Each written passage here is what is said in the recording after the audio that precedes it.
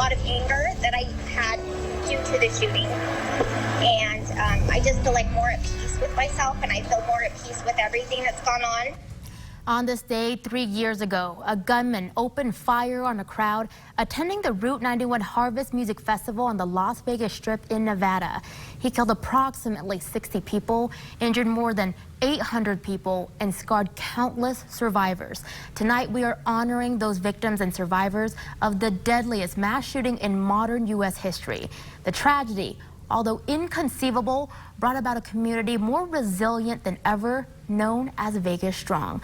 Joining us tonight is Christy Schreiber, a Utahn whose recovery journey we've been covering since the beginning. Christy, I know this is a difficult day for you and many others. Thank you for being here tonight. We appreciate you. Thank you for having me. Christy, if you're comfortable, could you take me back to that day and tell me about the impact that this traumatic incident has had on your life? So the day that we went, well, the weekend that we went, it was going to just be a lot of fun and a lot of memories that we were going to make. We didn't realize that we would be fending for ourselves and trying to survive and help other people that needed help. I took my daughter due to having an extra ticket, and she really wanted to go, and we just thought it would be just a great fun weekend. Everything was going great.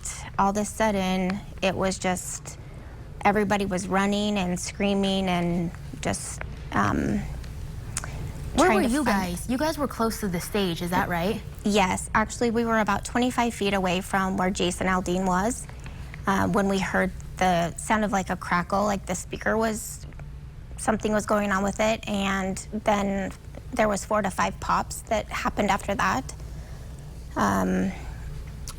Just a couple seconds after that, it just started with what sounded like machine guns. And how long would you say it took for you to realize that this wasn't speakers malfunctioning, that there was something terribly wrong here? It seemed like 5 seconds, but it was probably longer than that. It was when everybody started, telling everyone else to get down, is when it all was just kind of surreal, like, we didn't really know what to do. You couldn't run anywhere because there were so many people. There was no way that we could have gotten out, and it was chaotic. Tell me what happened from there. How did you and your daughter manage to make it, and did you guys take anybody with you as you guys were trying to flee from the area? So actually, I had my daughter stay there and wait, and I had helped somebody that was shot behind us. I had helped him, and so as I was doing that, when I came back for Brooklyn, she wasn't there. She was gone. It wasn't until the next morning about 6 a.m. by the time I had even talked to her, seen her, anything. For me, it was just about helping people, and I know it's really hard to say that I wasn't there for my daughter, and just working in the medical field, it's just something that you don't really think about it. You just go into action and you help whoever you can, and so I didn't run anywhere. I know that she had run underneath the stage, and I actually had stayed and was helping until somebody had actually pulled me under the stage. What was it like to be, once you got out of the area and you realized your daughter wasn't with you, then your medical background sort of, was set aside, and then your mom persona kind of came back. When were you able to reunite for your daughter, and what was that moment like when you guys finally found one another? It was so emotional. I didn't know that I'd ever get to see her again. I didn't know if she was shot at first.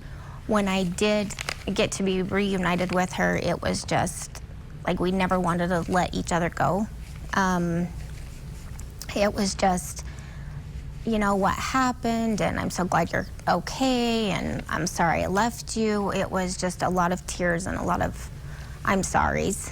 What was it like for your family back home? I mean, in Utah, they're watching the news. They know that you and your daughter in Vegas are at this concert. What was it like for them, and when did you finally get a hold of them and tell them that you and your daughter were safe?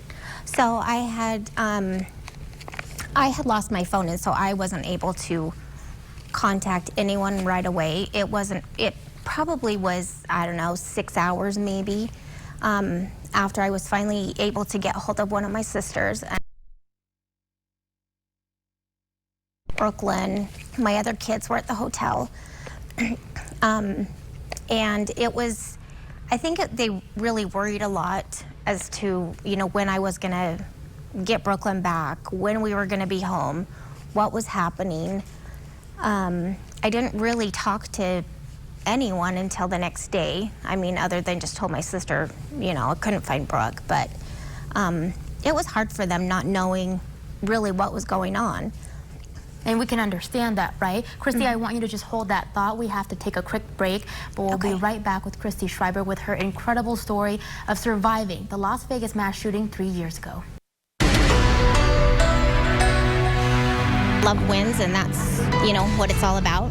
And no matter, you know, what Paddock has done to all of us and to the 58 that aren't here, there's 21,000 other ones that are here to honor them. That was Christy Schreiber speaking to ABC4 News back in July 2019, just 9 months after surviving the deadliest mass shooting in modern U.S. history. It was the first time she had attended a Jason Aldean concert since the Route 91 Harvest Music Festival. Christy joins us live tonight to share her incredible story of survival. She recounted her traumatic experience before the break.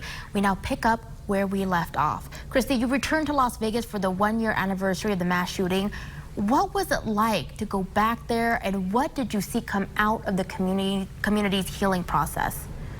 To be back was surreal. It felt like it was just empty, and it just felt like a piece of us was still there. What came out of it was a lot of friendships, family. There's a lot of obviously emotions. It's really hard to know that all those people lost their lives, and that we are still living and still breathing and doing what we do best. But there was a lot of people that have shown all of us so much love, and to kind of show and tell us what life is really about. It's not about you know, material things. It's all about friends and family and loving each other and being kind to each other. We learned a lot about that on the anniversary of everything that's going on. How is your daughter doing? How old is she now, and how she's coping with everything? She is 17. She says she's okay, but I mean, as a mom, I know that she's really not. She's really, she's so strong, and every day I'm so thankful for how strong she was that night, and that she, you know, found a way to get out and to get help, and, you know, when I wasn't there for her, but you can tell that she, you know, still is a little bit uneasy, and, you know, about everything that's gone on. I think Las Vegas has a different meaning for everybody. Everybody goes to Las Vegas for different reasons. They have different memories. Yes. Now for you, when you go back to Las Vegas in the future, what is Vegas going to mean to you? You know, it's just, it means a lot to me. It means just a lot of, there's just so much healing to do, and if anybody gets a chance to go to, is the most amazing place right now. It's not where our 58 last lie, but it's a gathering place for all of us to go, be with each other and the community. You know, Vegas will always hold a piece of my heart, and, you know. What's your life philosophy? I mean, you've continued to go to concerts, right? We caught up with you when you went to the Jason Aldean concert in Tooele County. A lot of people, Yes. I have a friend who she still struggles to go to these kind of events because it's difficult for her. What's Right. your life philosophy, and how does that kind of keep you living life each day? It's a lot harder than you think. I do think that you have to live life and do whatever you is best for you, and it's hard sometimes because you live in fear and you are worried about what's going to happen, or if anything will happen, what are you going to do? So as far as that, it is hard doing and going to these things, but trying to push forward and trying to, not be fearful of everything. And basically for life, it's precious, and you don't want to do anything that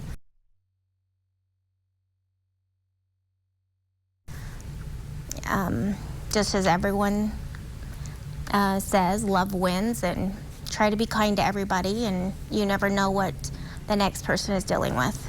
We have about 30 seconds left. What's your message to your fellow survivors, to other victims' families? What's helped with your healing process? I'd like to give you the final word. A lot of it was therapy, talking to the other survivors, spending time with, family and loved ones and friends, and just letting them know how much they mean to you, because there's one day that's not going to be possible anymore, and you always want to make sure that the people that you love the most really know that you love them.